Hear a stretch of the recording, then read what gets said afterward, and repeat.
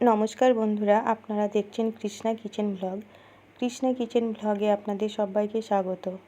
আশা করি আপনারা সকলে ভালো আছেন এবং সুস্থ আছেন।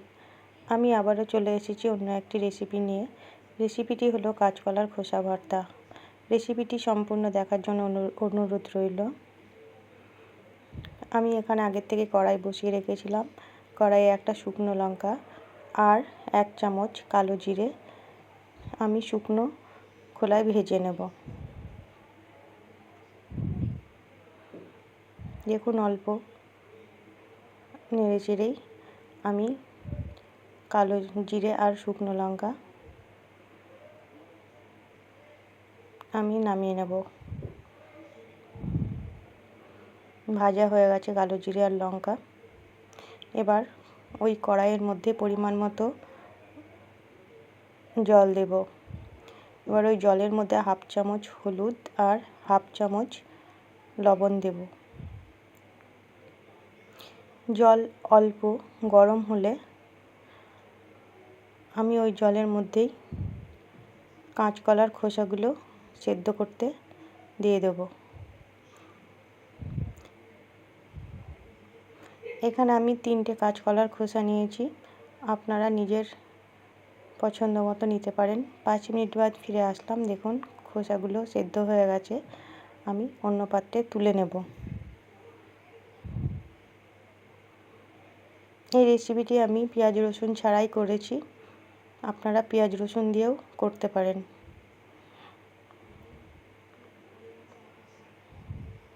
এবার একটা মিক্সি জার নিয়ে ওই খোসাগুলো দেব আর 2টো কাঁচা লঙ্কা দেব। এবার একসঙ্গে পেস্ট করে নেব। দেখুন, আমার পেস্ট করা হয়ে গেছে। এবার কড়াইয়ে পরিমাণ মতো সরিষার তেল দেব আর একটা শুকনো লঙ্কা আমি ভেজে নেব। লঙ্কা ভাজা হয়ে গেছে, তুলে নেব। এবার ওই তেলের মধ্যে সামান্য কালো জিরে ফোড়ন দেব।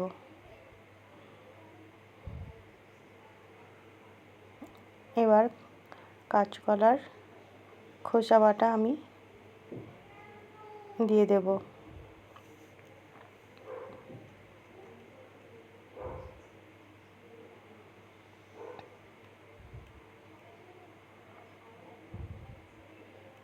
বিট লবণ দেব সামান্য আর সামান্য হলুদ গুঁড়ো দেব। আমি ভালো করে নেড়ে চেড়ে নেব।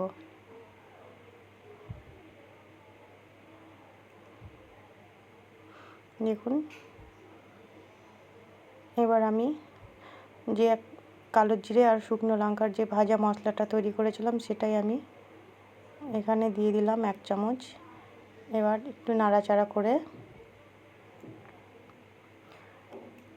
লেবুর রস দেব সামান্য পরিমাণ। এখানে আমি গন্ধরাজ লেবুর রস ব্যবহার করেছি আর ওপর দিয়ে ধনেপাতা কুচি ছড়িয়ে দেব। আর স্বাদটাকে আর একটু বাড়ানোর জন্য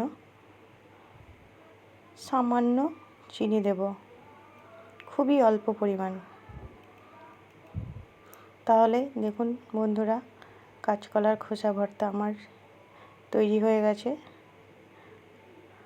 আমি অন্য পাত্রে নামিয়ে নেব।